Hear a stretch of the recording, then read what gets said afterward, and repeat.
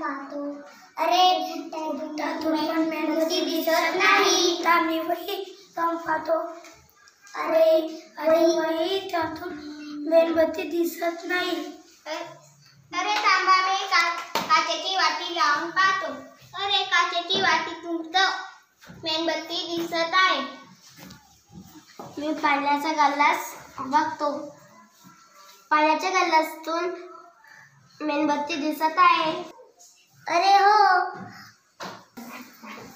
अरे बघू, मेणबत्ती तर दिसत आहे.